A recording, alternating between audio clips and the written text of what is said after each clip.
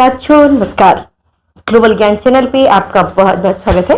मेरे दोस्त मेरे साथी रेकरिंग का एक वीडियो मैंने आपको दिया था। रेकरिंग जैसा कि आप लोग को पता ही होगा, कई एक बार अगर इस वीडियो को आज आप देख रहे हैं ना, तो एक क्वेश्चन हमेशा रेकरिंग से अगर 5 क्वेश्चन आते हैं तो 5 का 5 गारंटी लेती हूँ। अगर 2 क्वेश्चन आते हैं तो 2 का 2 गारंटी लेती हूँ, बशर्ते कि इस वीडियो को देख ले आप ऑनेस्टी से। इस वीडियोस को पूरा देख लीजिएगा। एक दिन मैंने रेकरिंग का वीडियोस दिया, लेकिन वो लाइटिंग की वजह से बहुत सारे इश्यूज आ रहे थे, दिख नहीं रहे थे। एक कमेंट आ रहे थे कि नहीं मैम वो दिख नहीं रहे। तो आज पुनः मैं रेकरिंग का पुनः वीडियो देती हूँ, इसके बाद वीडियो नहीं मिलेगा। तो इसलिए इस वीडियोस को, इस सेशन को अच्छे से देखिए। रेकरिंग से मैं गारंटी लेती हूँ आपका एक भी क्वेश्चन नहीं छूटेगा। ठीक है, आइए आज हम लोग पढ़ेंगे रेकरिंग।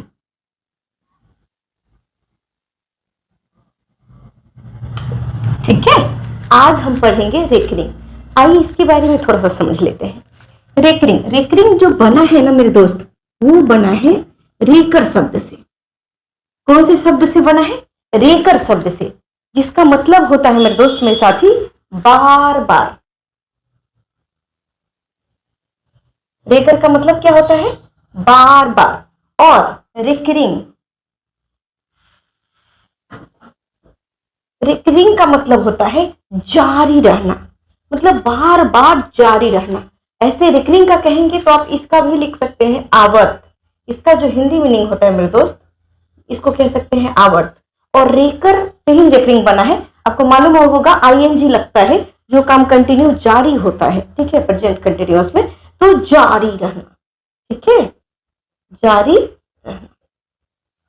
तो इससे ही रेकरिंग शब्द का निर्माण हुआ है। रेकरिंग होते कितने हैं? तो रेकरिंग 2 प्रकार के होते हैं। ठीक है, पहले मैं रेकरिंग से आपको रूबरू करवा देती हूं। रेकरिंग 2 प्रकार के होते हैं। जैसे एक होते हैं टर्मिनेटिंग रेकरिंग,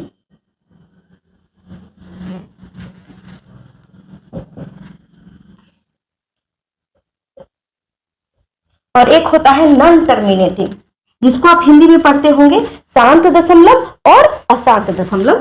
तो ये हो टर्मिनेटिंग हो गया। और एक होता है नॉन टर्मिनेटिंग रेकरिंग। ठीक है, तो ये रेकरिंग। अब आइए मैं आपको बताती हूं रेकरिंग होता क्या है। ठीक है, मैं आपको बताती हूं कि रेकरिंग होता क्या है। जैसे देखिए, अगर आप लिखिए 1/2 या लिख सकते हैं आप 1/4 या लिख सकते हैं 1/5। ठीक है, ये तो सिंपल फ्रैक्शन है ना, साधारण भिन्न है ना, अंश बट्टा हर, ये तो भिन्न है। जो P/Q के रूप में है, ये भिन्न है, फ्रैक्शन है, वो भी सिंपल फ्रैक्शन है। तो देखिए, इसको अगर आप दशमलव भिन्न में, क्वेश्चन आ सकता है कि इस भिन्न को दशमलव भिन्न में बदले। तो दशमलव भिन्न में कैसे बदलिएगा? ये तो दशमलव का भिन्न है ना, 2 से 1 में भाग देंगे, भाग नहीं लगेगा, 0 पॉइंट, फिर यहां 0 देंगे तो 2 पचे 10, 2 पचे 10। तो इसका वैल्यू क्या हो जाएगा? 0.5। अब देखिए शेष इसका कुछ नहीं बचा, 0 बचा। इसके आगे क्या आप लिख पाइएगा? कुछ भी नहीं। सपोज अगर आप यहाँ 0 भी लिखते हैं तो दशमलव के बाद जो 0 आता है, दशमलव के बाद जो 0 आता है, उसका कोई वैल्यू नहीं होता। इसका कोई वैल्यू होता है क्या? कोई वैल्यू नहीं आता है। लेकिन यही 0.05 अगर लिखेंगे तो ये 0.05 हो गया। ठीक है, इसका वैल्यू हो जाएगा। लेकिन अगर ये 5 के बाद अगर लिखते हैं वैल्यू 0, इसका कोई वैल्यू नहीं होता है। ठीक है, तो देखिए हम 1/2 को 0.5 लिख सकते हैं, इसके बाद ही आगे नहीं जाएगा। ठीक है, अगर 1/4 को आप लिख सकते हैं 0.25। जैसे कि 4 को आप भाग दीजिए 1 में, भाग नहीं लगेगा, 0.0। ठीक है, अब दशमलव के बाद आप कितना भी 0 दे सकते हैं। ठीक है, तो ये 10 हो जाएगा, तो 4 दूनी 8, 10 में से 8 गया 2। ठीक है, अब यहां हम बार बार 0 नहीं लिखेंगे, अब डायरेक्ट आप यहां शून्य बैठा करके और 4 पचे 20। इसको काट सकते हैं, इसका वैल्यू 0 आ गया, यानी ये एग्जैक्ट वैल्यू कितना आ गया 0.25। 1/5 को आप लिख सकते हैं 0.2।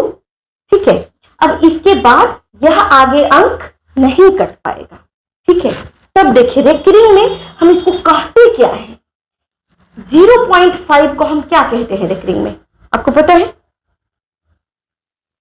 0.5, यानी ये अब आगे नहीं बढ़ेगा, ये अब आगे नहीं बढ़ेगा।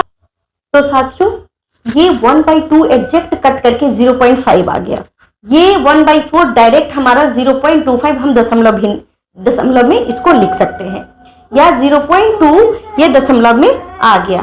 तो हम इसको क्या कहेंगे मेरे दोस्त, हम इसको क्या कहेंगे कि यह आवर्त नहीं है।